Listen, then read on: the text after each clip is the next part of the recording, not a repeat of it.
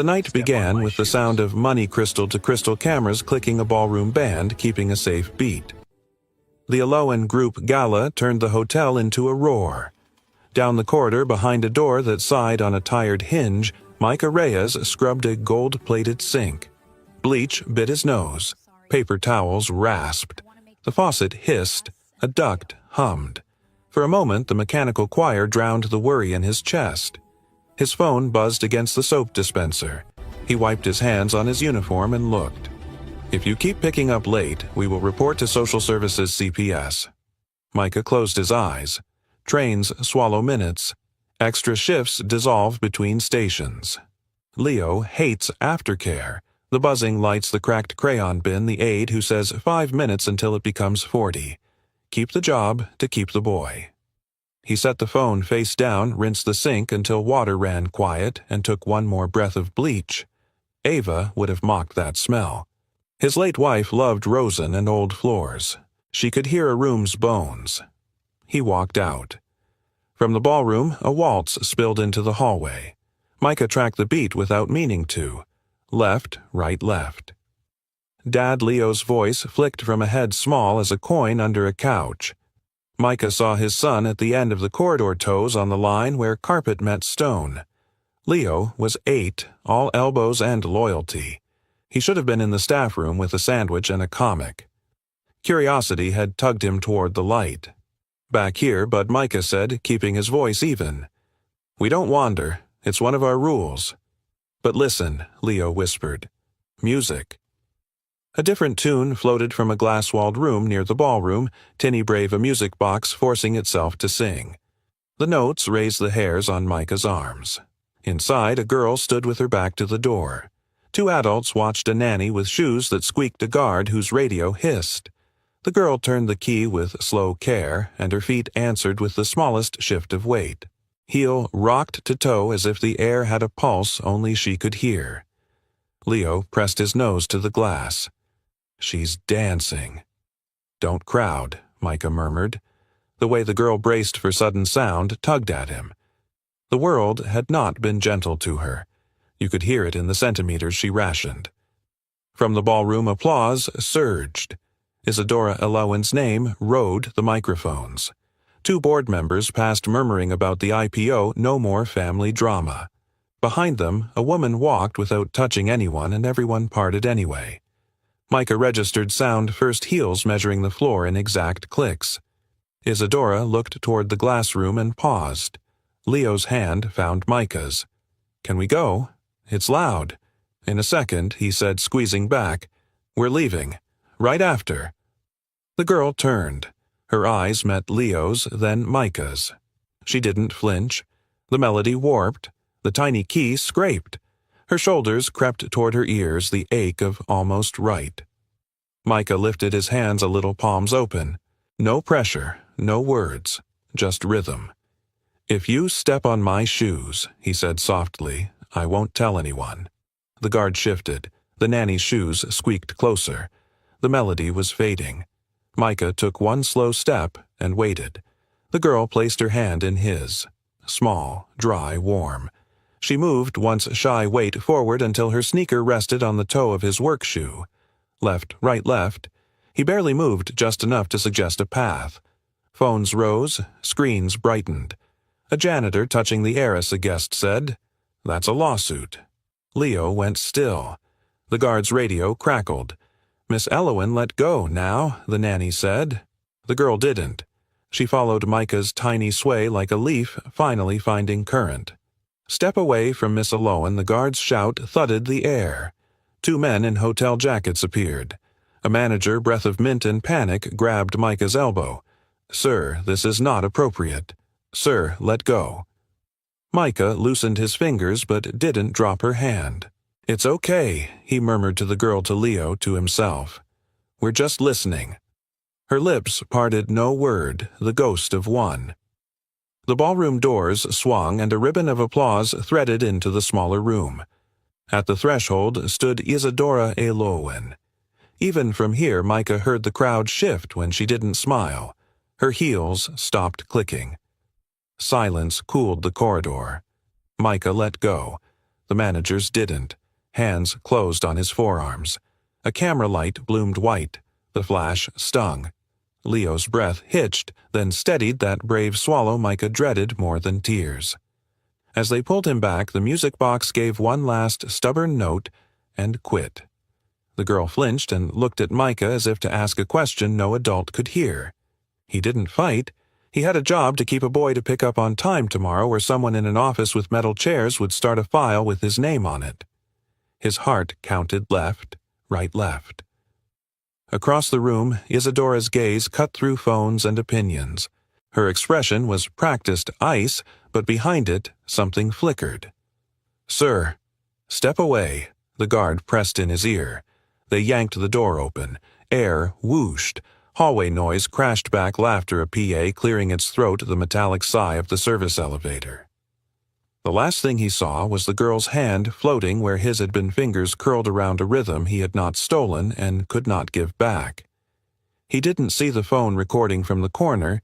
He didn't see the headline forming on guests' lips, but he felt the moment harden around him like wet cement.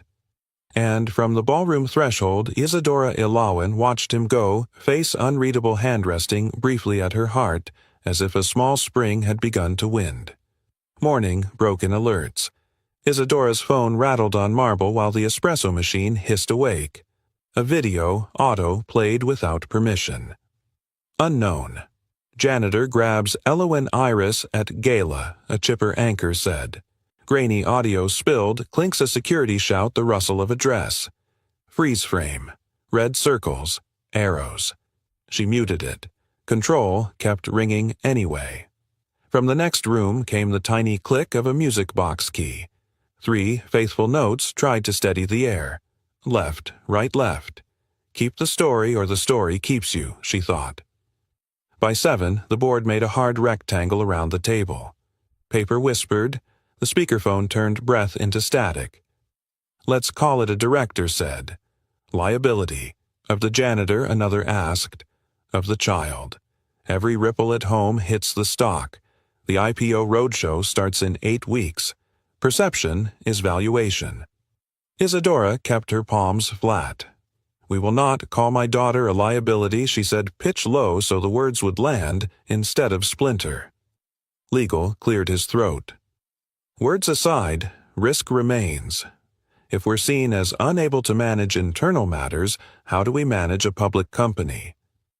A specialized Swiss program is prudent, structured private. Investors will nod. Specialized sounded clean. Private sounded like silence dressed as care. If the IPO fails, another director added, that's 9,000 jobs. Headlines vanish. Layoffs echo. Protect the company, protect the people, protect the girl she thought. Choose 2. Her brother's name flashed on her phone. She let it buzz against the folder. PR, she asked.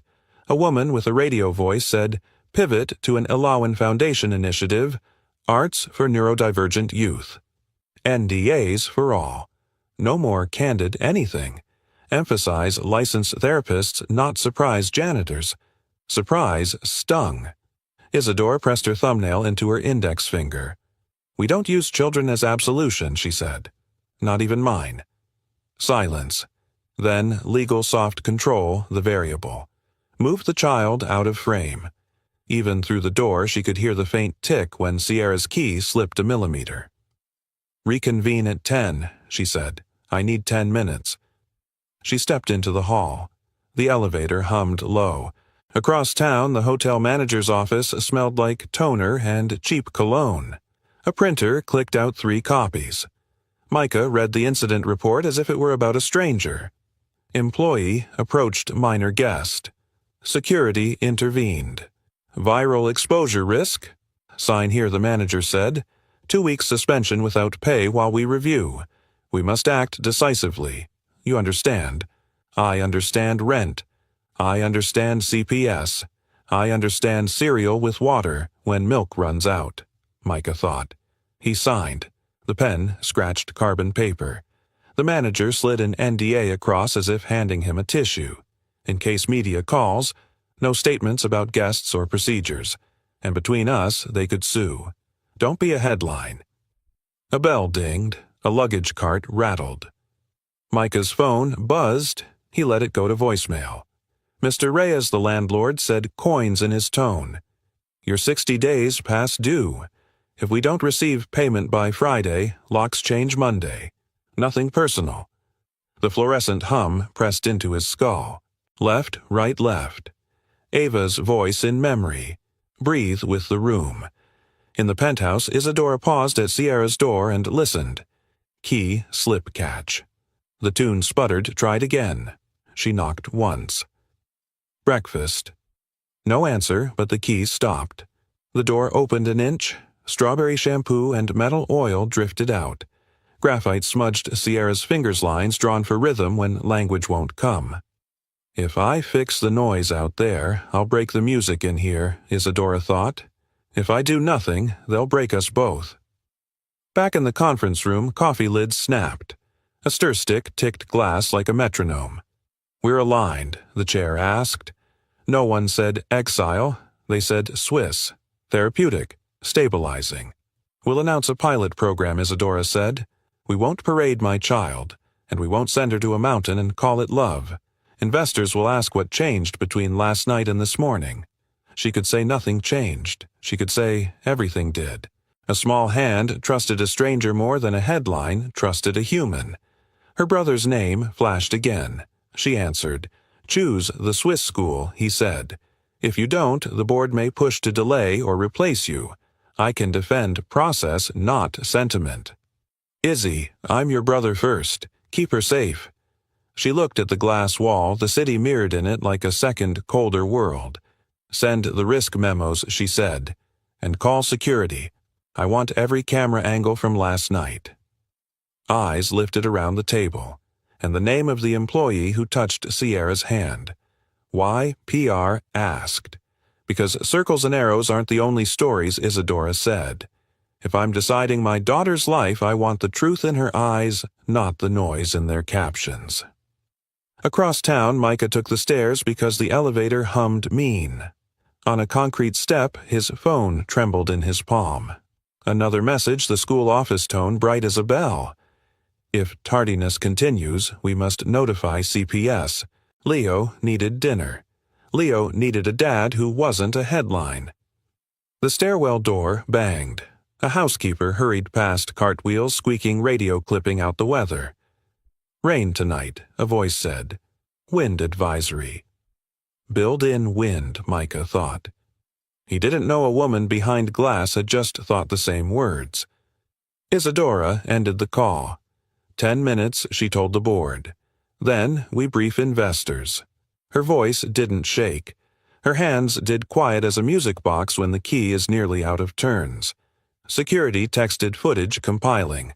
Employee identified. A name loaded on her screen. She read it once, twice. Somewhere down the hall, the faintest tick a spring beginning to wind again. For the first time since the clip aired, curiosity stepped ahead of fear. What did Sierra hear in that man's silence? The apartment spoke before anyone did. The radiator ticked like an anxious metronome. A pot breathed on the stove water, worrying noodles into a slow roll. The neighbor's TV bled a laugh track thin as paper through the wall. Micah opened the chicken flavor packet and watched the powder drift. Salt and something like comfort. Leo pushed open the window 2 inches. Sirens threaded the night, a low wail finding their kitchen like it always did. He set 2 bowls on the table. The porcelain clinked. The sound made him glance at his father for permission, as if even noise had rules now. Eat while it's hot, Micah said, trying for light landing on tired. Leo lifted his fork, then held it in the air. Dad. Why do people look at us like we're trash? The question hung there with the steam.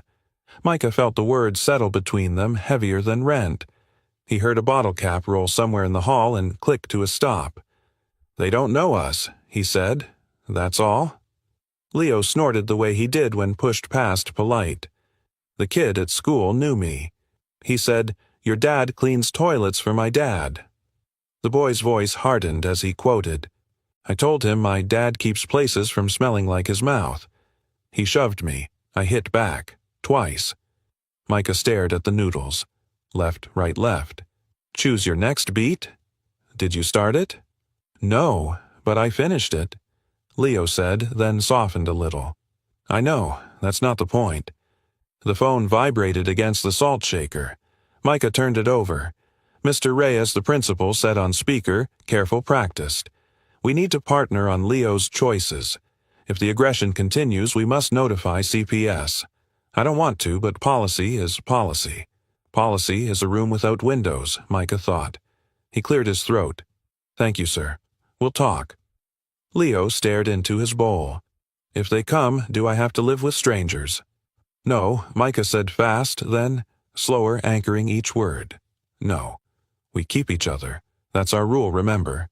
Leo nodded, but his fork stayed still. The radiator ticked again. Micah wanted to give his son a speech about dignity, about how work is work, and a mop doesn't tell the truth about a person. But speeches need air and room, and both were in short supply. He reached for the only tool he trusted. Listen, Micah said, and tapped the table with his knuckles 3 steady beats. The same quiet pattern he'd used since Leo was 3, and the night felt too big. Left, right, left. Leo tapped back. The tightness in his shoulders eased half an inch. You always do that, he said, almost a smile. Like a secret code. It's not a secret, Micah said. It's ours. He tried a noodle. Lukewarm already. He swallowed and felt the starch sit. Ava would have laughed at their technique. Turn down the water before it boils over, she used to say, dusting rosin from her hands, listening for the moment the heat stopped helping. He could still hear the scratch of her shoes on old wood the way the floor learned her name. The phone vibrated again, the landlord voice like coins clinking. 2 months behind Mr. Reyes. Friday or the locks change Monday. Nothing personal, everything personal, Micah thought. He thanked him anyway. After they ate, he washed the bowls by hand because the faucet's hiss filled the apartment with a sound that wasn't worry. Across the city, the penthouse didn't squeak or hiss. It whispered, wind whirring the glass. A dishwasher sighing into sleep. Isadora sat at her desk, a tumbler of melting ice tracking time she couldn't afford to lose. On her laptop, a waveform weighted pale blue against dark. She hit play. Her daughter's therapist spoke in a voice that never startled. Sierra has not lost speech completely, the recording said. But if the world keeps asking her to be less herself, she will choose silence to survive. Do not confuse coping with cure. In the background of the recording, a pen clicked once. Paper shifted. Isadora flinched at the click. She rolled her shoulders back, pressed the spacebar, and the room fell quiet. The silence had a sound. It had weight. She opened another window, security footage. No music here, just the ambient hum of HVAC, the thud of a door, a guard's radio crackle. She watched the glass-walled room from 3 angles. A man in a faded uniform. A girl with a music box. The man's hands in the air, empty. The first brush of trust. Her breath hitched, and even that she tried to control. Play. Pause. Rewind. There. The smallest thing, the man waited. He let Sierra set the pace. He didn't fill the silence. He didn't sell it. Her therapist's voice again in memory. Some people are noise. Some people are room. Isadora closed the footage and opened the company HR portal. Keystrokes precise. The search bar blinked like a patient question. Reyes Micah. His file loaded with a bureaucratic sigh. Position housekeeping night shift. Previous construction union temp part-time dance studio assistant. A line further down caught her emergency contact sister, Arnen. Marital status, widowed, dance, construction. The absurd exactness of that pairing tugged at something old in her, her husband's hands calloused from building sets and soft from telling stories. Sierra, 3 years old, clapping to the beat of a cheap metronome because he'd made it a game. Grief has its own sound, she thought. A hollow drum that never fully stops. She closed the file. PR had left a draft release in her inbox subject line bright as a carnival. Elowen Foundation launches arts for neurodivergent youth. Bullet points clicked in her head. Licensed therapists, evidence-based, privacy protections, impact metrics, a neat bridge from scandal to virtue. We don't use children as absolution, she had said in the meeting. But what if absolution is the only currency investors accept? Jobs versus judgment. Headlines versus home. Choose two. Her brother texted Swiss placement interviews ready. Media will cool down. Don't improvise. Don't improvise. The words scraped. She pressed the side of the glass to her forehead and felt the echo of ice. Her eyes drifted back to the paused frame where the janitor Reyes had stood, the exact posture of someone who had learned where to be so others could breathe. She thought of the board's eyes measuring risk, not people. She thought of the clip's comments, equal parts pity and poison. She thought, too, of roadshows and payroll and the way 9,000 paychecks sound when they land each Friday, the soft thud that keeps a city from turning on itself. Control, the variable legal had said. Control the story, PR would say. Control yourself, her father's voice used to say, softer than all of them. She opened a new email to her chief communications officer and deleted it. She picked up her phone and put it down. She pressed her palm flat to the desk and let the wood's cool patience steady her. This isn't charity, she told herself. It can't be. Charity is soft and soft breaks. This must be design. This must be control. She dialed a number she hadn't memorized an hour ago. The hotel's general line clicked, transferred, clicked again. Human resources, a weary voice said. This is Isadora Elowen, she said, the hum of the city seeming to hold its breath. I need contact information for one of your employees. A Mr. Reyes. It's a business matter. There was a pause, the sound of someone sitting up straighter. Yes, Ms. Elowen. One moment. In the apartment, Leo had finally slurped the last of his broth. He set his bowl down with a small, careful clink. The phone buzzed across the counter, jittering until it almost fell. Micah caught it with the reflex of a man who'd caught too many things just before they broke. Hello, static. Then a voice he knew from screens, not rooms. Mr. Reyes, this is Isadora Elowen. I believe we should talk. He felt Leo's gaze lift. He heard the radiator exhale. He counted his heartbeat once. A deal, not a miracle, he reminded himself. Don't mistake a hand for a home. About what he asked. On the other end, silence shaped itself into strategy. About how to fix a story, she said. And how not to make it worse. The elevator hummed like a held breath. Micah watched the floor numbers blink, each soft chime counting the distance between bleach and polished wood. His uniform, laundered still thin at the elbows, rustled when he shifted. Left, right, left. Keep the job to keep the boy, he reminded himself, and the doors opened on silence that smelled faintly of citrus and money. Isadora's office didn't creak or cough. It hushed. An air purifier whispered. A clock measured the room in confident ticks. When he stepped onto the rug, it swallowed his steps as if sound itself had been told to behave. Mr. Reyes. Her voice was even the kind of even that comes from practice. She gestured to a chair. Leather sighed when he sat. On the table, a folder waited with the neat menace of a contract. A pen lay across it like a blade, pretending to be helpful. He nodded. Ma'am. Let's be plain, she said. I don't want this to sound like charity. This is design. She slid the folder toward him. Paper whispered against wood. The Elowen Foundation is launching a pilot program, arts-based therapy for neurodivergent youth. I would like you to support Sierra's sessions and consult as we build the curriculum. He didn't touch the pen. I mop floors, he said, not apologizing, just setting the room to the correct temperature. I know rhythm because my wife taught dance and I listened. That's the resume. Her gaze didn't flicker. And yet my daughter responded to you in 10 seconds more than she has to licensed experts in 10 months. A breath. Compensation would be substantial. She named a salary that sounded like a cartoon.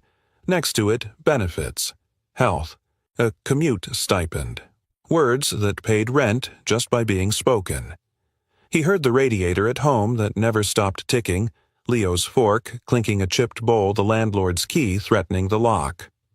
They're buying your quiet, he thought, and the thought landed with a dull, sensible thud. She continued, precise as a metronome.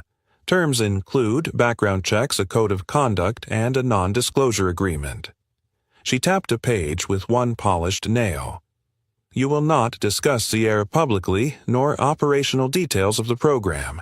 No media, no social posts, no personal storytelling. I'm protecting my daughter and the company. There it was, the price printed in ink. He lifted the page. Paper rasped. The NDA text ran long like a wall built by lawyers to outlast weather. He imagined words wrapping around his life until even the truth needed a keycard. He set it down. Forgive me, he said, careful, but it sounds like you need a controlled narrative more than a janitor. Silence soaked the carpet for a beat. She laced her fingers, and the tiniest crack in composure made a sound only a man who listened for a living would hear. I need both, she said. The board wants smooth optics. Investors want proof of competence. I, the word caught, then landed, want my daughter whole, and I won't pretend those wants don't collide. He looked at her, really listened. Beneath the granite cadence of CEO, he heard another sound, a mother trying not to beg inside a room that punishes begging. Pride can sound like glass. Mr. Reyes, she said softer, help me make this work. And let me make it worth your time. He pictured Leo's backpack on the floor by the door, the zipper that stuck on the left side, the jar of coins he and his son fed on Fridays like a small animal that refused to grow. He pictured the 2 meals left in the fridge and the Friday after that. Don't sell your boy's dinner to buy someone else's headline, his mind warned. Don't mistake a hand for a home. I can't be part of a photo op, he said. I won't be the man you put next to your daughter to fix the angle. Her expression didn't change, but the pen rolled an inch as if it felt the room shift. Noted, she said. We will shape the program with clinicians and privacy at the center. What we release, if we release anything, will be on our terms. Your terms, he corrected the word quiet, but not meek. She didn't argue. Our terms, she said instead, and the substitution felt deliberate. He stood, folder closed under his palm. I need time. Take it, she said too quickly to be generous. But not much. The story is running with or without us. The elevator swallowed him again. Floors chimed. When the doors opened to street-level noise, the air hit his chest like cold water. A street saxophone threw a bruised note down the block. A bus sighed at the curb. He walked past a bakery and let a second of warm sugar tell him life could be simpler than it is. His phone buzzed, the landlord voice like coins in a jar, reminder, Friday, locks, Monday, a text followed as if punctuation, nothing personal. He stopped under the roar of an elevated train.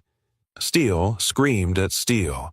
Nothing personal, he thought, and pictured Leo's face when he'd asked if strangers would take him.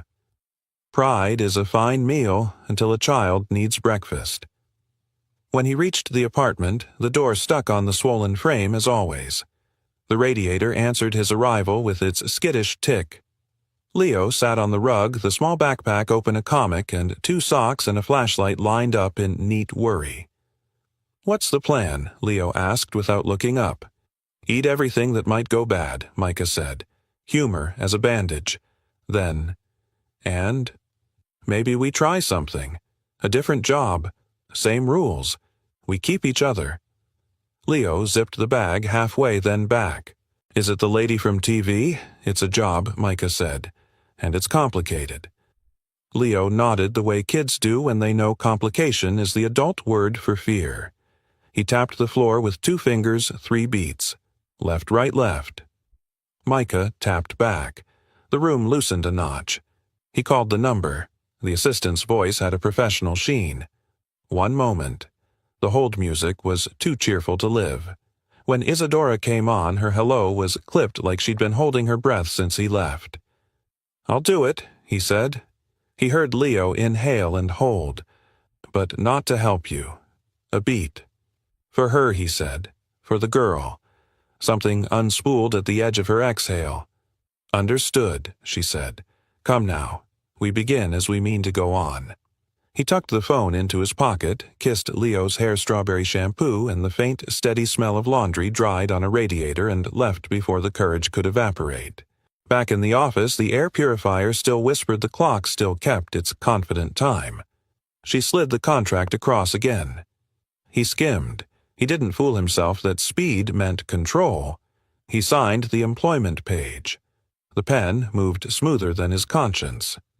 The NDA sat beneath his hand heavier than paper should be. From the hallway came a sound he recognized before he named it, the tender click of a key turning inside a tiny mechanism, a music box trying to find its song. Isadora pressed the intercom. "Security," she said, voice steady as glass. "Please prepare the therapy studio." A different voice answered, tinny compliant, "Cameras are already on." Micah's hand paused above the NDA. The pen tip tapped once, twice. A red recording light blinked in his mind like a warning. He looked up. She held his gaze without flinching. Control, not cruelty, that's what he heard underneath. Control that might still crush. "Mr. Reyes?" she asked. He could almost feel the lens on the other side of the door warming to life. Left, right, left, he told his fear. Then he lowered the pen. The therapy studio breathed before anyone did. Vents hummed. A dehumidifier clicked in steady intervals. Somewhere behind the wall, a compressor coughed to life and settled into a low drone. In the corner, a red light glowed, recording its tiny electric buzz like a mosquito you couldn't swat. Micah stepped in and felt the floor yield professional marley over sprung wood, a surface that forgave mistakes. He smelled lemon cleaner and the faint ghost of resin from someone's old point shoes. Sierra stood near the mirror, not looking at herself. The nanny waited by the door, soft soles squeaking. A security guard shifted radio, muttering weather. Dr. Ahmed, the therapist, nodded, once calm in a way that didn't insist. Outside the glass, a woman in a blazer tapped an iPad. PR. Her pen made brisk, satisfied scratches. Another staffer adjusted a ring light they didn't need because the ceiling already washed the room in soft white. The light's metal squealed a little. The squeal made Sierra's shoulders climb. "Let's begin with the curated playlist," PR called through the intercom, voice cheerful, inoffensive. "Track 1, 80 beats per minute. Therapeutic and brand-aligned." Brand-aligned, Micah thought. He kept his hands low and his voice lower. "Hey, Sierra," he said. "You set the pace. I'm just here so the room doesn't echo." Dr. Ahmed tapped her tablet. Music filled the space-bland piano over a metronome that apologized every bar. Sierra rocked an inch, then stiffened. Wrong air. Micah could hear it. The rhythm asked for steps she didn't own. He lifted his fingers and tapped his thigh 3 gentle knocks. Left, right, left. Sierra's eyes flicked. Her foot found his beat, then lost it when the piano lifted into a hopeful waltz. "Okay," Micah murmured, not to dispute but to adjust. He took a cautious step forward. Open palms, no grab, just invitation. "You can step on my shoe again if you want. It's indestructible." Her sneaker tested the leather of his work shoe. He barely moved. Breath counted time. The metronome barged. Sierra's breath turned thin. From the hallway mic, PR again. "This is good. Natural. Can we angle toward the mirrored wall? Reflection plays? Well." Micah didn't answer. He looked at Dr. Ahmed.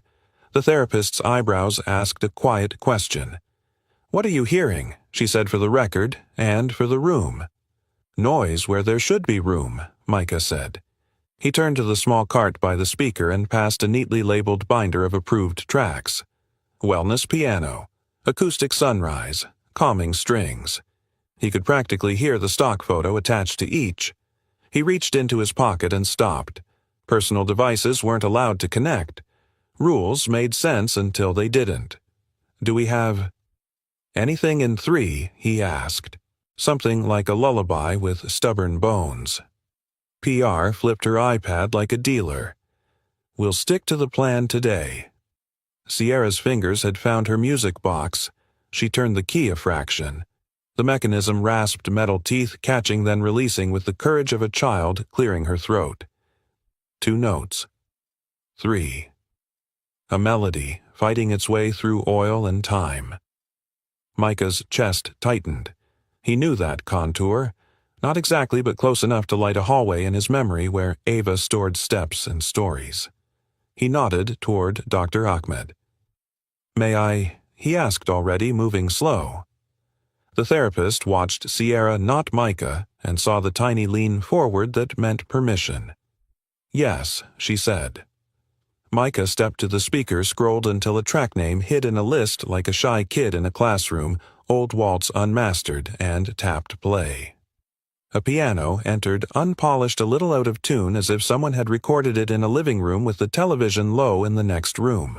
Sierra's breathing changed. He heard it first, less sawed, more rounded. Her shoulders dropped 1 notch. The nanny's shoe squeaked and then didn't as she remembered to be still. Micah held out his hand, palm up. She set hers on his with the care of a person putting a cup down on a wobbly table. He let her weight decide distance. When the downbeat came, he didn't lead so much as lean. Left, right, left? The floor caught them. Outside, PR's pen stopped. The ring light operator forgot the dimmer. Someone's radio crackled lobby copy check. No one moved. Halfway through the phrase, Sierra's breath hitched and broke. Not a sob, first a gulp, then a sound she'd apparently been saving for a year, maybe longer. Micah felt it before he heard it. Her hand clenched, her forehead found his chest. The piano wavered. The old metronome of grief clicked open. It's okay, he said. Voice low and even. You don't have to fix it. You can just let it be loud. She cried then. Not theatrically. The kind that creeps up your throat and empties you privately even when the world is watching. Her fingers knotted his uniform. He stood steady as furniture and let the room be big enough for her. The red light burned on. Cameras drank it all. PR's pen resumed frantic now. The intercom cackled to life and the cheerful voice came back smoothed into reverence. This is real. If we frame this carefully, it could change the narrative. We have to consider a controlled release blur. Her face protect identity. Let the world see healing. Micah didn't look up. He didn't loosen his hold, but his voice had edges when he spoke. She is not content. He could feel the room bristle. The guard shifted. The radio hissed. The nanny said nothing. Dr. Ahmed said, "Let's all breathe the way therapists do when they are reminding everyone that oxygen is free and restraint is not." Isadora watched on a live feed in her office, sound overlaid with the quiet click of her own clock. She saw her daughter fold into a man in a faded shirt and knew with a clarity that frightened her that no camera could translate what was happening. The footage would show a narrative. The room held a truth. They were not the same thing. PR's text message lit her screen before anyone knocked. "We may have something transformative," it read. Suggest 30-second cut. Tasteful. Emphasize Alawan Foundation's role. This can help investors see heart without chaos. Without chaos, Isadora thought, as if heart ever arrived tidy. Down in the studio, the track ended with a thud of a wrong key, honest as a scraped knee. Silence collected like rainwater. Sierra's breathing slowed into the rhythm of a tired animal, finally lying down. Micah eased his hand away an inch at a time so nothing felt like leaving. "We're done for today," he said, not asking permission of the cameras. PR stepped in, voice pitched to gratitude. "That was beautiful. With your approval, Ms. Alawan, we can craft a message that Stop Micah said, never raising his volume." He looked at the red light. "Turn those off." No one moved. The red dot stared back patient as hunger. From the speaker on Isadora's desk, Micah's words arrived without polish. She felt her jaw set. She pressed the intercom.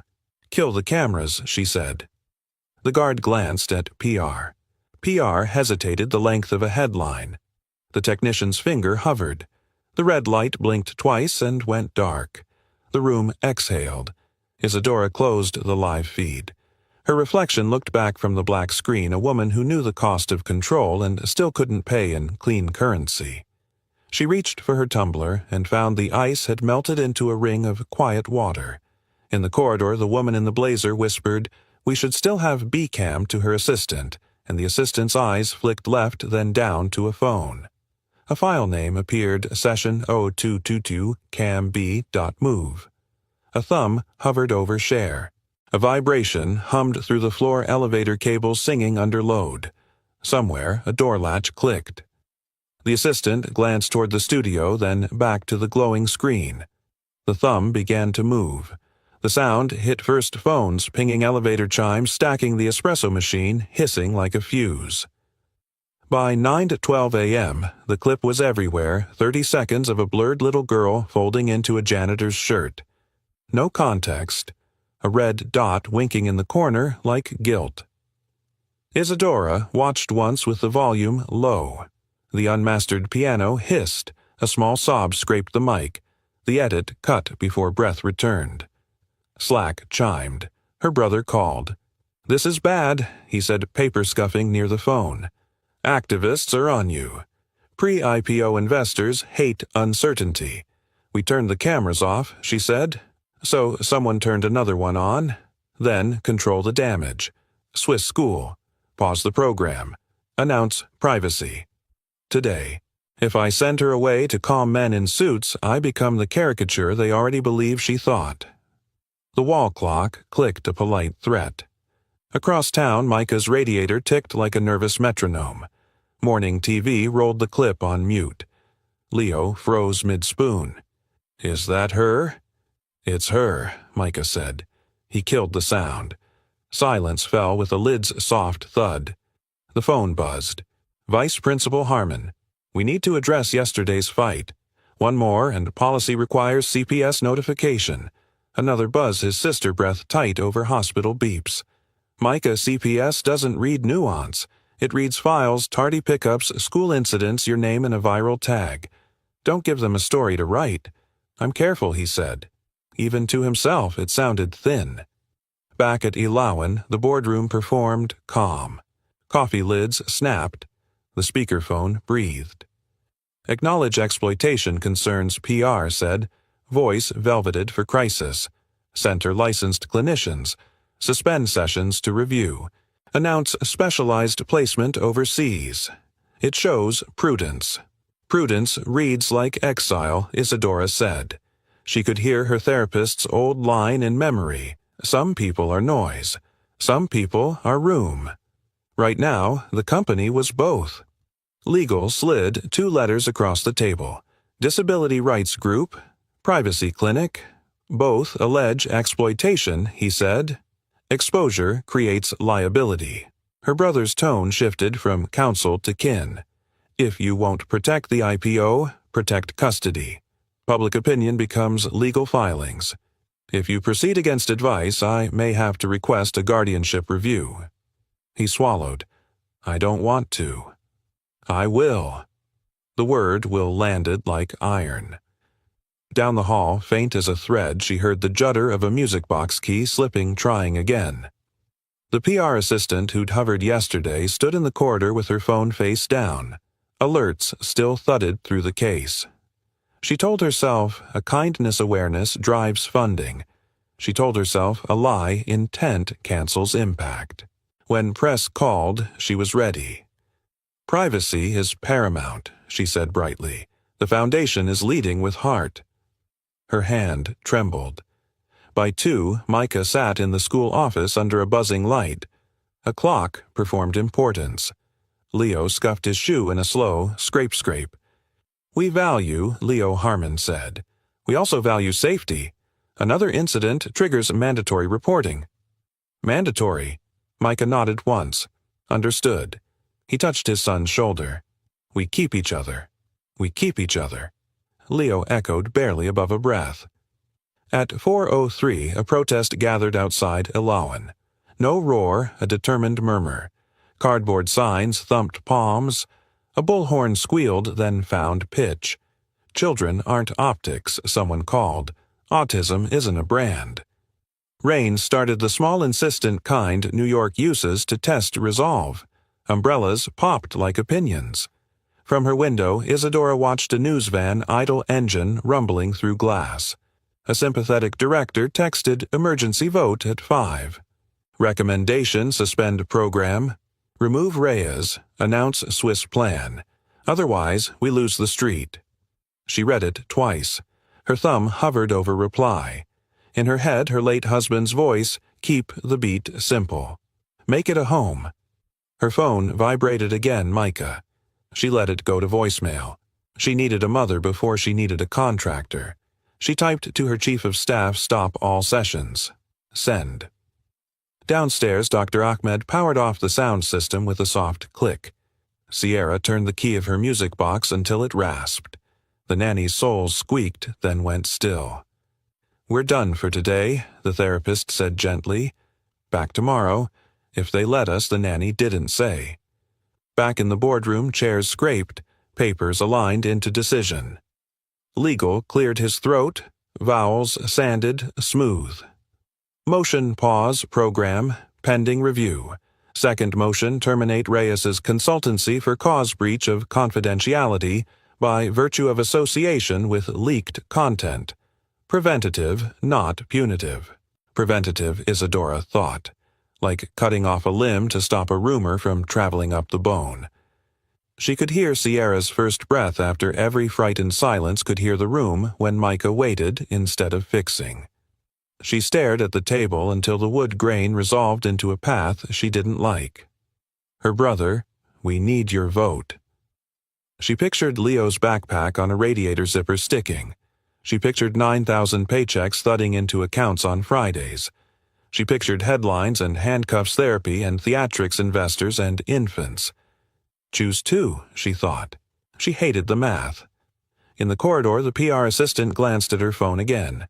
Bcam upload complete. File name session 802 cam.b.move. A new vibration editor says 30 seconds is perfect.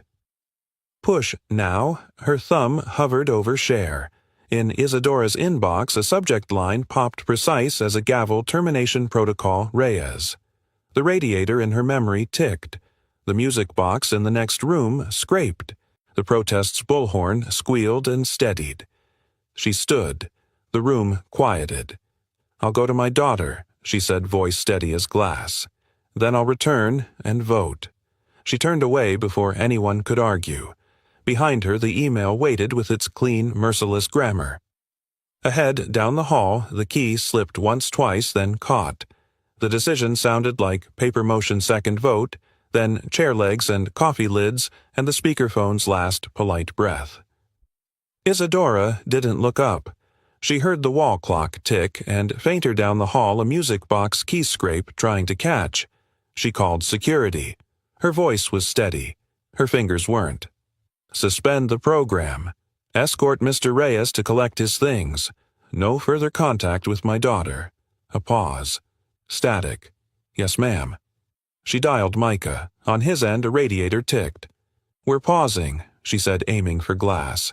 You're not to see Sierra. It's for safety. Understood, he said, tasting the word. Safety as policy, not safety as breath. The studio corridor hummed with fluorescent light. A guard's radio whispered weather. PR murmured to legal whisper the quiet pleasure of rules. Micah slid his visitor tag across the desk. Plastic made a flat, final sound. He stepped to the doorway for his bag and stopped at the tape line. He didn't speak. Inside the room, breathed through vents and the soft click of a dehumidifier. Sierra stood with the nanny and Dr. Ahmed turning the key of her music box in micro-movements, wind-release teeth, catching then slipping. She could read the change in adults' throats. She looked up. Recognition, clean and untroubled, lasted 1 second. The guard moved. The radio hissed. PR's pen clicked. Isadora reached the end of the hall and lifted a hand too late to stop the noise. Sierra's face folded not into tears but into the shape a door makes when it shuts inside a chest. Her fist tightened on the key until it bit. Metal squealed. A crack. The lid popped. The tiny cylinder jumped free and skittered across the floor, pinging off the baseboard with a bright final note. No. Micah breathed the word out before he chose it. Sierra bolted.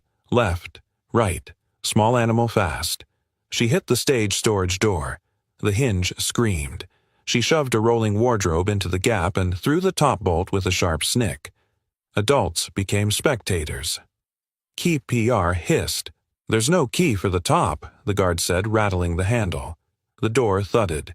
"Miss Elowen," he called too loud, the syllables ricocheting off plywood and canvas. Isadora put her palm to the wood. Cool now. Not for long. She heard Sierra's breathing tilt toward panic-thin inhales, a whistle on the way out. Dust climbed. The dehumidifier's click felt obscene. "Call 911, legal said. "Give me 10 seconds, Dr. Ahmed urged. "Sirens will pour gasoline on this." Micah moved without thinking. 2 guards moved faster. Hands on his chest. "You're done here," one said, official high. "Step back." Isadora kept her hand on the door. She turned just enough to see Micah. No pleading, no posture, only stillness, as if he were careful not to break something invisible. "Let him try," she said. Ma'am Liability PR hissed the word like steam. "Let him try," Isadora repeated, and the corridor obeyed the density of her voice. Micah knelt by the seam and set his ear to it. He closed his eyes to make the other noise smaller. "Sierra," he said, not loud, not soft true. "It's me. I'm here. You don't have to unlock anything. You don't have to move." A small sob snagged and didn't quite become sound. "Do you hear the building?" he asked. "The vent like a refrigerator at night. Breathe with it. In on the hum. Out on the hum." He tapped 3 times, knuckles light on the floor. "Left, right, left. I'll keep the beat if you want. You don't have to." Her breath caught, stuttered toward his rhythm, and away again, a skittish bird testing a branch. He tapped once more, patient, simple. "You're not in a box," he said. "You're in a room. You can make it bigger with breath." 10 seconds stretched until someone remembered to be human. Behind him, a phone buzzed and went silent. Someone coughed. Even the radio hushed. "Good," he said to a shift in air only he could hear. "If you want, press your hand to the door so I can feel it." He slid his fingers to the bottom gap. Dust kissed skin. For a moment, nothing. Then a pressback small. Steady. "That's you." He said something in his chest, breaking and feeling more whole for it. "If you want to lift the bolt, then push the wardrobe an inch. Just an inch. We'll do it in pieces. Left, right, left." A scrape. Metal sighed. The wardrobe complained. Sierra coughed, the dry, sour sound of dust finding a throat. He tapped softer like a heartbeat under blankets. The wheel rolled a reluctant inch. Another. The bolt gave with a grind that sounded like pain if you didn't know progress. Cool hallway air slipped in. Warm storage air reached out like a tired animal. A small hand slid through the gap, searching anchoring. The door opened 2 inches 3. Sierra's face appeared in a wedge of dim eyes, wide, yes, but not lost. She leaned into the opening as if leaning into a song. "Don't send me away," she said. Not loud, perfectly shaped. The corridor caught it and held it. Even the guard's radio kept still. Isadora's hand fell from the door to her mouth. The sound that escaped her wasn't executive.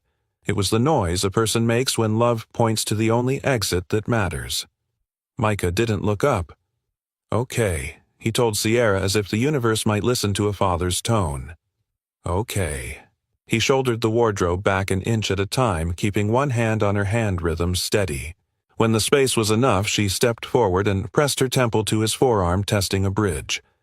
Phones down, Isadora said into the air, not looking away from her child. No one argued. Dr. Ahmed crouched, voice like a warm towel. "We're going to the quiet room," she said. "Just you and me and Mom." She glanced at Micah. "And if Mom approves, just the sound of someone waiting outside." Isadora drew a breath that didn't scrape. "Yes," she said. "Consent to sense, not a policy." They moved. Not a parade. A practical migration toward oxygen. The quiet room door closed with a soft thud that meant shelter rather than shut.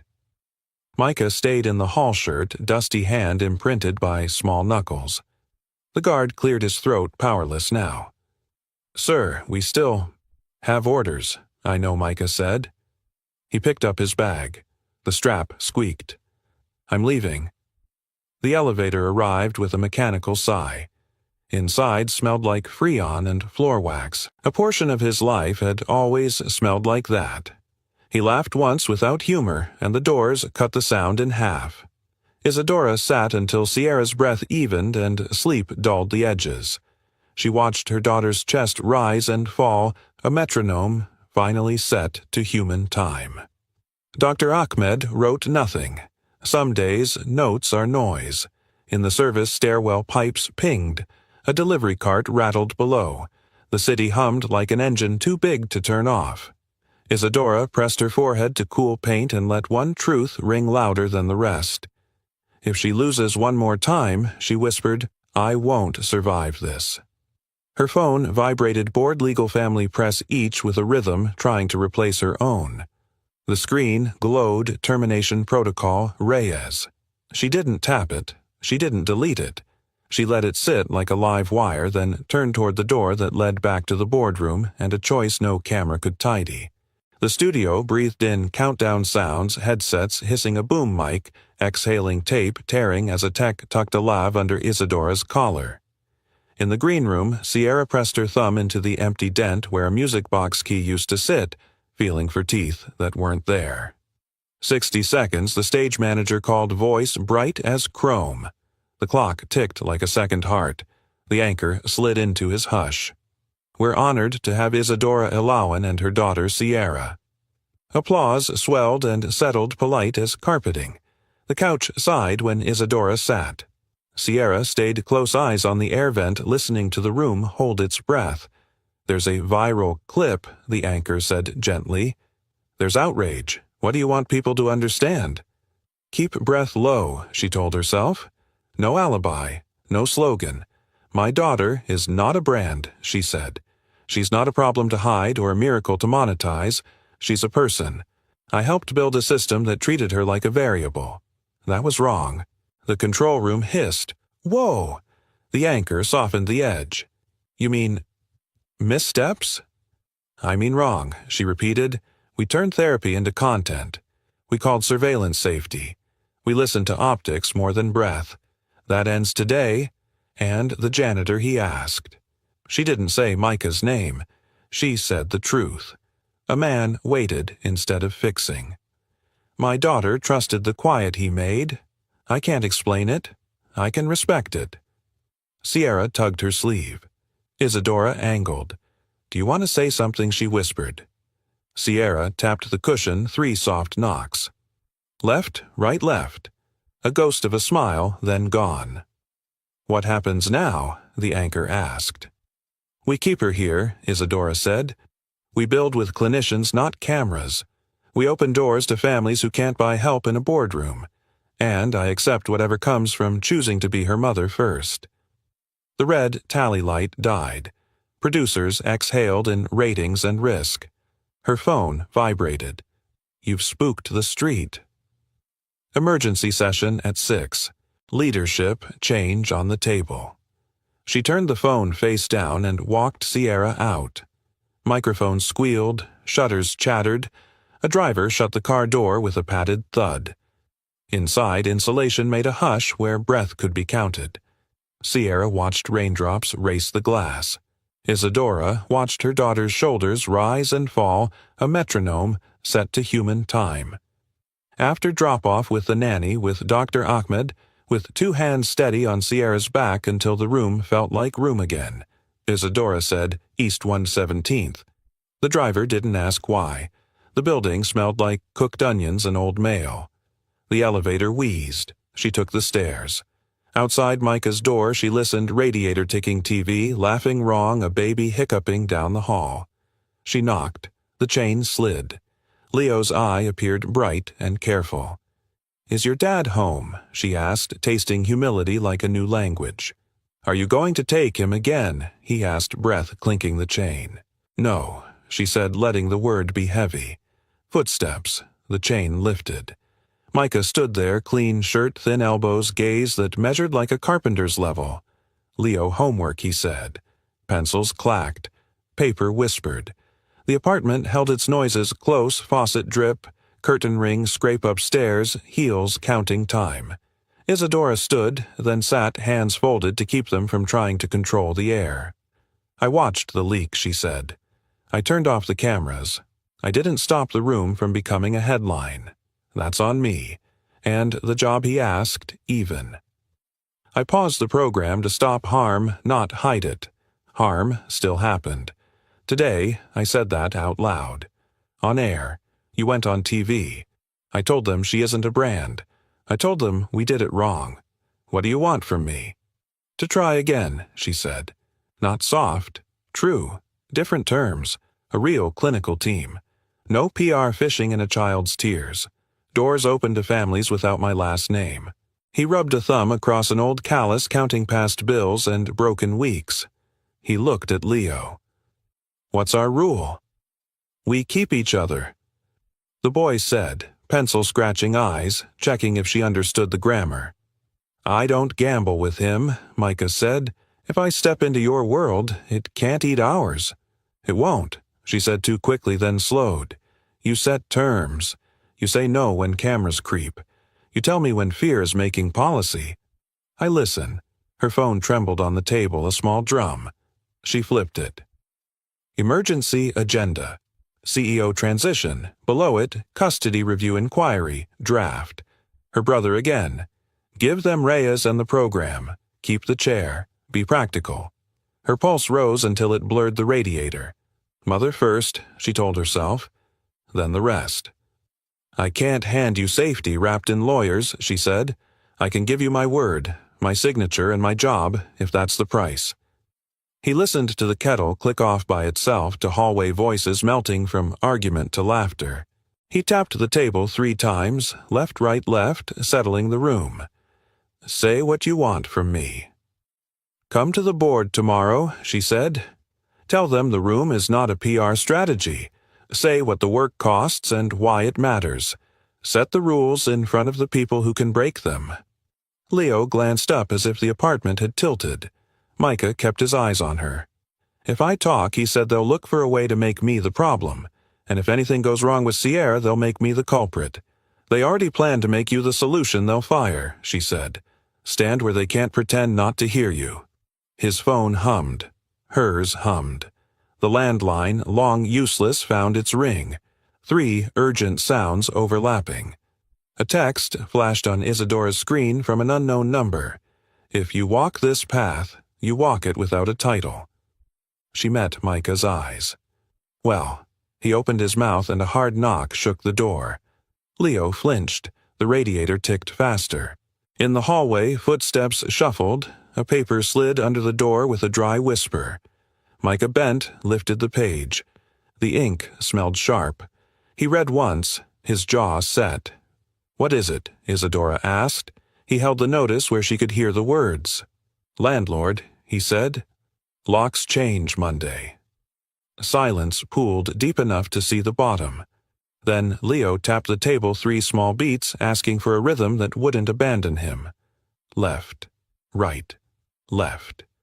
Isadora answered with her knuckles gentle on the wood. "Tomorrow," she said to the page, to the boy, to the storm gathering around all of them. "We rewrite this with the room, not the cameras."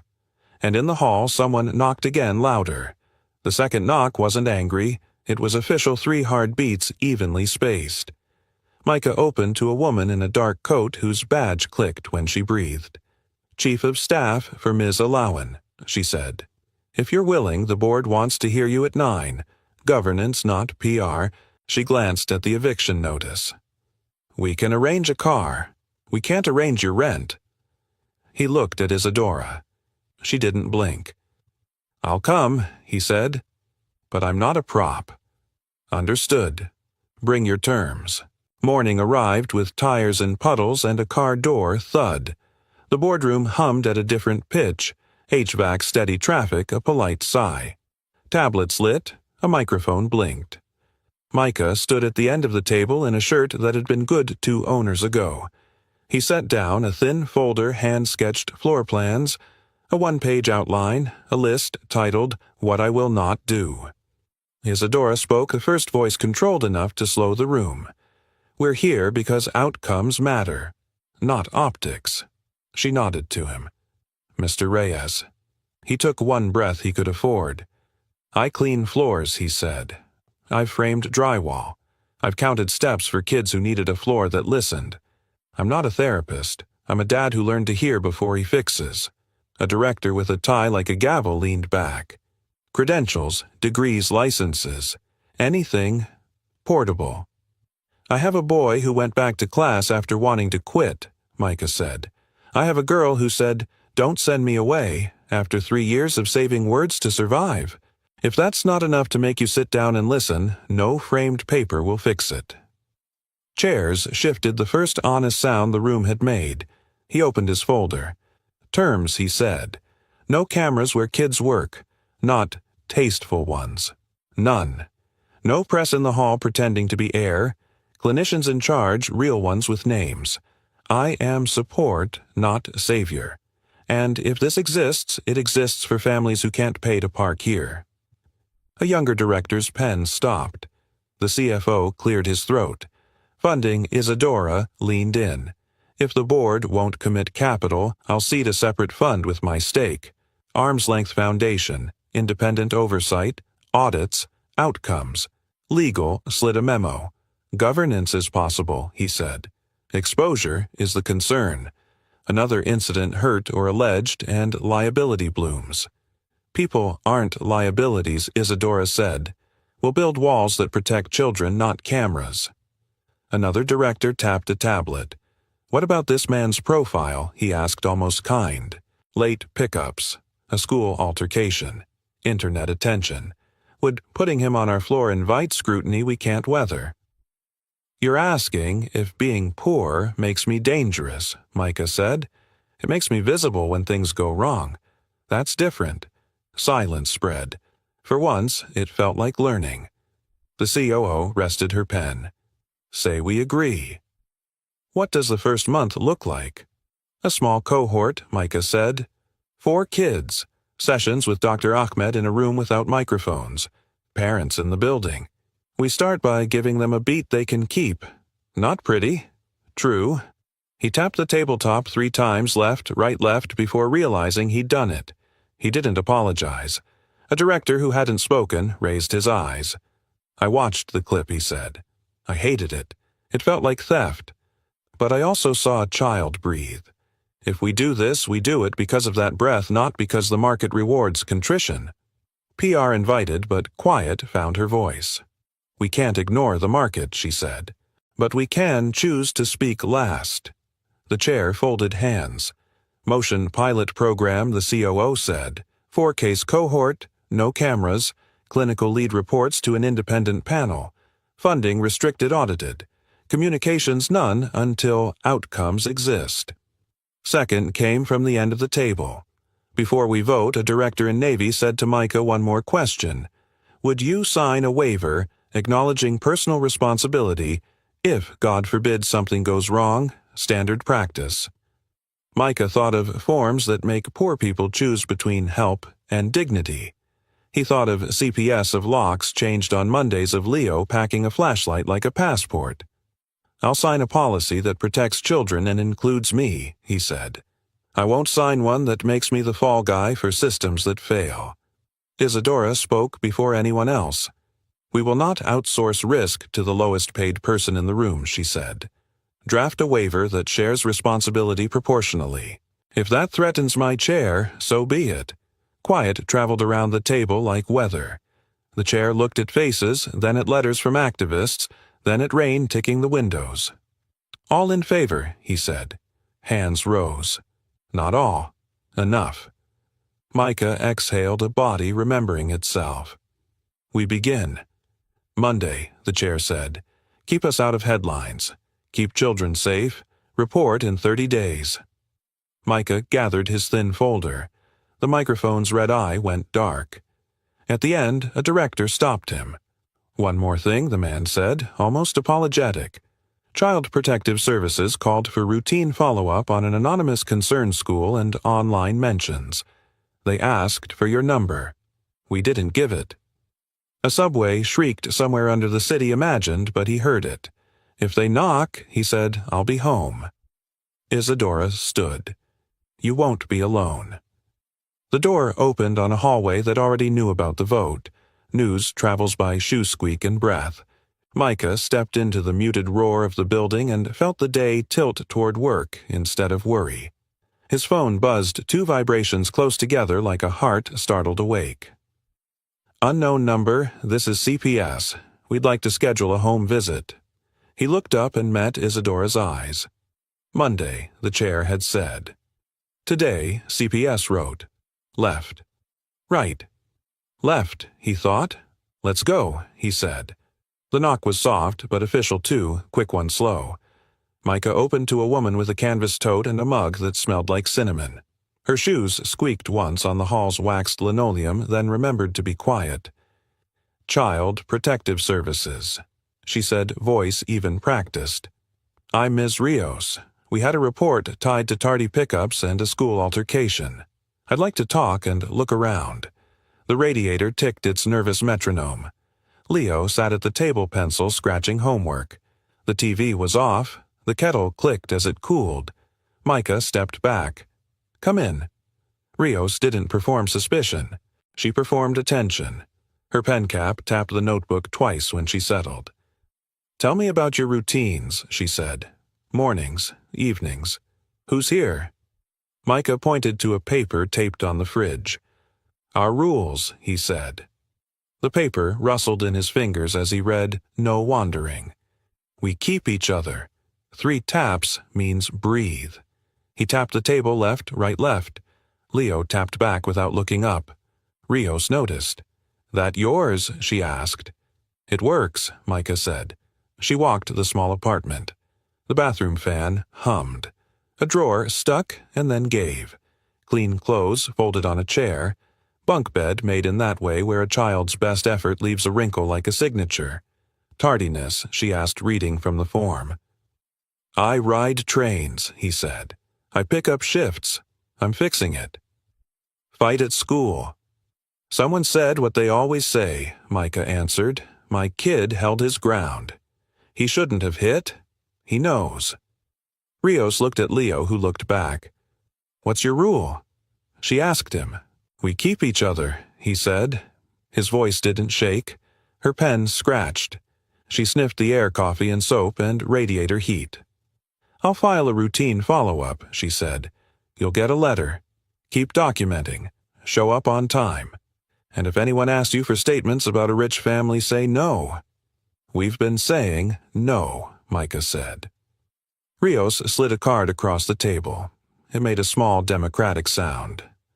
Call if anyone stops listening to you, she said, and left with a soft squeak and a cinnamon draft.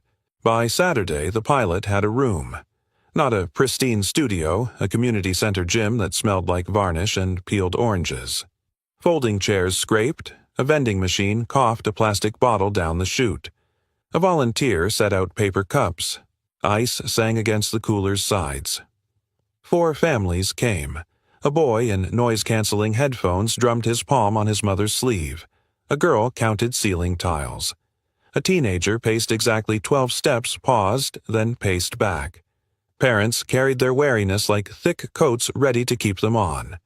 Dr. Ahmed greeted each person by name voice, intentionally boring. Boring meant safe. Micah rolled the portable speaker in. The wheels squeaked.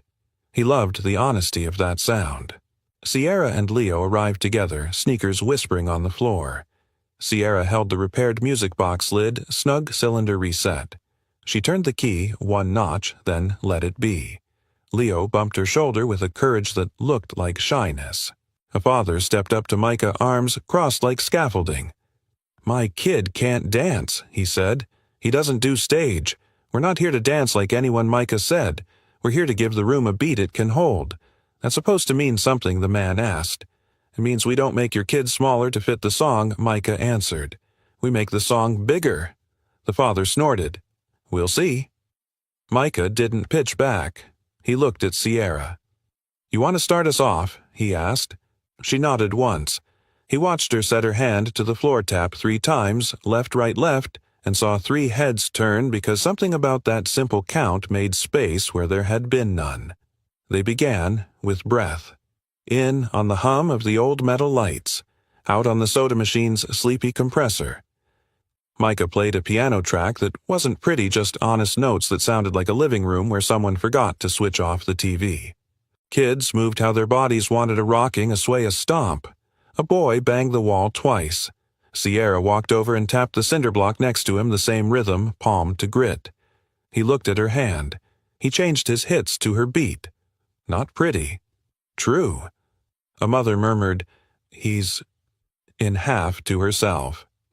The father, who'd challenged Micah, breathed out something that wasn't a laugh but wasn't a scoff anymore. At the edge of the room, Isadora sat in the last chair jeans and a plain sweater, hair pulled back. No makeup, no mic. Her brother slid into the chair beside her, his briefcase opening with a soft click. He handed her an envelope. "Board decision," he whispered. "Pilot approved. Independent oversight. Your chair remains for now." She exhaled in account she didn't let the room hear. For now was a rhythm she understood. She watched Sierra set her hand lightly on another child's forearm, an invitation instead of a demand. She watched Micah wait, and then test a tiny lead, and then wait again. She let herself hope carefully. Half an hour in, they shifted from individual beats to a circle. Dr. Ahmed's voice guided without glitter.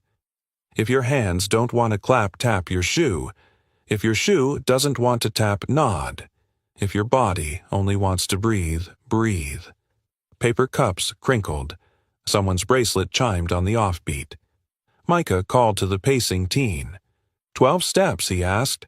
12, the boy said, not stopping. "Give us your 12, Micah said. "We'll meet you on 3. The boy's feet mapped the gym line. 1, 2, 3, 4, 5, 6, 7, 8, 9, 10, 11, 12. Sierra counted under her breath. Leo echoed. The circle caught the pattern and made room for it. In that borrowed space, parents' shoulders settled a notch the way a city quiets when a storm decides to pass. At the back, Isadora's brother leaned forward. "You did this without a press release," he said. "The market will still punish you." "The market doesn't sleep here," she said. "She does." He nodded, something warm flickering through the lawyer. "Keep the guardrails. Keep the receipts. I can defend that." By the final track, the gym sounded like ordinary joy. Shoe scuffs, a shy laugh, a soda, hiss, a whispered look at you into a child's hair. No applause when they finished. Just breath. Micah let the last chord die ugly. Honest endings don't resolve. Same time next week, Dr. Ahmed said. Parents collected coats, kids kept tapping. The father, who'd crossed his arms earlier, uncrossed them now, then stuck out a hand. The shake was awkward and sincere. "Okay," he muttered. "Bigger song." Outside, the sky spat a cold mist. Isadora stood under it with Micah while Sierra walked with Leo to the vending machine and debated orange versus grape like diplomats. "My brother says the chair is safe for now," she said. "Rent isn't." Micah said, not accusing, not fishing. "I know," she said. She pulled a folded paper from her pocket, an agreement with the community center for a year of space already signed, already paid for, out of her own account. "I can't solve Monday. I can make next Saturday real." He took the paper and heard it as a sound, not charity, not debt. A path being set down, one plank at a time. They rode the subway back downtown, standing hands looped on the same pole, the train humming a note that threaded through bones. An older woman looked Micah over, then Isadora, then the kids. You people do a lot of overtime, she asked, not unkind, just curious as rent. Trying to, Micah said. Good, she answered, and the car rocked and the city kept its beat. At his building, the super leaned out, cigarette hissing in the rain. Friday, he said. You know, I know, Micah said, and Leo's hand tightened in his. We keep each other, he murmured. We keep each other, Leo said back. Micah's phone buzzed as they climbed the stairs, 2 quick, 1 slow. A text from CPS follow-up scheduled Monday 9 a.m., same hour as the pilot's second session. He reached the landing and looked at Isadora, who had paused 2 steps below, listening to the radiator tick through the thin door, listening to choices gather in the hall like weather. Both, she said, answering the question he hadn't asked. We'll cover the session. You keep your home. Left, Leo said. Right, Sierra answered, unexpected and sure. Left, Micah finished, and somewhere in the building a music box found 1 clean note and let it ring. A year later, the bell over the second-floor door rang a small tin note. Moving Voices was hand-painted on the glass. Inside floorboards side a window fan thudded when wind changed and the radiator clicked a soft metronome. Somewhere a music box tried 1 clean note and let it hang. Micah arrived, early key scratching the lock toolbox, tapping his knee. He palmed a seam he'd sanded. Hold, he told the floor. The portable speaker crackled once and settled. Parents drifted in shoes, scuffing jackets, whispering air warming with detergent and rain. Dr. Ahmed checked names with the calm tick of an old clock. Water's there. Bathrooms down the hall. Nothing to prove here. Sierra came with Leo sneakers soft against wood. She carried the repaired music box the way some carry photographs, close, not fragile. She twisted the key 1 notch and saved the melody. Leo bumped her shoulder, and she bumped back their small language of taps and breath. Group A, circle Micah called, aiming to be heard without telling anyone what to be. A new boy stood at the edge, fists tight, eyes on the cinder-block wall. 3 quick thumps rattled from his knuckles, anger asking for a job. Sierra pressed her palm to the wall beside his and matched his rhythm, then softened it, then showed him the space between thumps. Left, she murmured. He hesitated. Left, he echoed, surprised to find the word. Right, she added. He nodded, and Micah felt the room widen a notch. The first track wasn't pretty, a slightly out-of-tune piano with a living room hum underneath the old fan thudding on the offbeat. Kids swayed, paced lay on their backs, and counted ceiling panels, whatever made the world less sharp. Parents breathed like they had been practicing in secret all year. A father who once crossed his arms now clapped in his lap where only his son could see. A teenager took 12 steps, turned, and took 12 back. Give us your 12, Micah said. We'll meet you on 3. The circle caught him, missed, once laughed, caught again. Isadora came a little late on purpose, the bell apologizing for her timing. Jean's rain-damp hair, 2 pizza boxes, a bag of plates. Truce offering, she told the room, breath bright. No cameras, only oregano and the fizz of soda. Leo took the boxes like a ceremony. She's getting better at not burning toast, he announced. Sierra rolled her eyes and tapped the table 3 times, left, right, left. He answered the same. Between tracks, the room sounded like ordinary life, the rattle of a cart in the hall, a baby's soft complaint, a zipper's stubborn rasp. Isadora passed plates, laughed when cups stuck bent to hear a mother whisper thanks into pizza steam. The old armor she used to wear stayed home. By the 3rd piece, the new boy had turned from the wall. Sierra gave him the music box. He held it like a riddle and turned the key a fraction. A small tune crawled out, real and a little brave. He smiled at the floor, then at Sierra the way people do when their body recognizes a room as safe. After break, they made the big circle. If your hands don't want to clap, tap your shoe, Micah said. If your shoe doesn't want to tap, nod. If your body only wants to breathe, breathe. Everything counts. Shoes scuffed. A bracelet chimed. Someone's laughter bounced off the ceiling and came back softer. The final track ended without a clean resolve. He let the hum settle into the radiator's click. Silence answered, full of work done. Sierra crossed to the new boy. Next week she asked a two-note song. He nodded so hard his headphone pad squeaked. Next week. Parents gathered coats, kids kept tapping, Rain drummed the windows with small busy hands. At the table, Isadora stacked cups with the competence of a woman who'd stopped apologizing for showing up late and started showing up often. Micah wiped the floor with the calm pride of a man who owned nothing here and belonged anyway. They looked up at the same time. No script, no deal terms, just the good fatigue of people who had chosen the same room for the same reasons. Rent, she asked quietly, practical as a beat. On time, he said. Mostly. Good, she answered. Bored, he asked. Still letting me dance, she said, making a face that earned its laugh. One step at a time. Leo and Sierra arrived smelling like rain and floor wax. We're going to teach Mrs. Alvarez's dog 3 beats, Leo announced. He already knows sit, so he's basically an artist. Left Sierra said, deadpan. Right, Leo replied. Left Micah finished, and 4 knuckles tapped the table in the rhythm that had carried them across a year. They closed up. The bell gave its tin farewell. The stairwell echoed with sneaker squeaks and the city's deep hum. On the sidewalk, a bus sighed. A bike bell trilled like punctuation. Sierra turned the key of the music box one last notch. A clean note rose into the damp air and hovered. She didn't rush it. She let it be exactly as long as it wanted. Micah offered his hand palm up the way he had the first night in a glass room that thought it was bigger than people.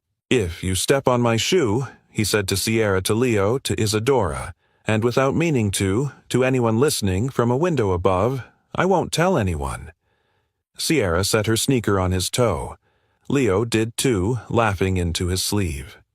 Isadora shook her head, then stepped closer until the 4 of them made a lopsided square on wet concrete counting breath more than time.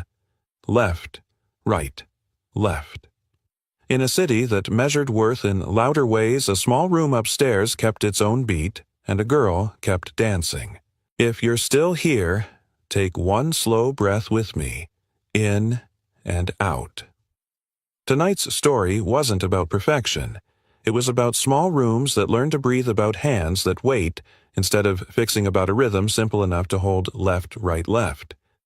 If you've lived a moment like this, raising a child in a loud world, fighting for dignity at work, choosing love over optics, tell us. Share your story in the comments. What did it sound like? What helped you keep the beat when everything felt off tempo? And I'd love to know where you're listening from. Type your city or country below. Our little circle reaches farther than we think, and it matters to hear each other across the map. If this touched you, do 3 small taps for us like the music box. Subscribe to the channel. Turn on the bell so you don't miss the next chapter. Share this video with one person who needs a softer room tonight. Remember the promise from our characters. We keep each other. Maybe that's all any of us can do, offer a steady hand, make space for breath, and invite someone to step on our shoe when the floor feels unsteady. Thank you for spending your time here. Thank you for listening with your heart. Until the next story, keep your rhythm, keep your hope, left, right, left.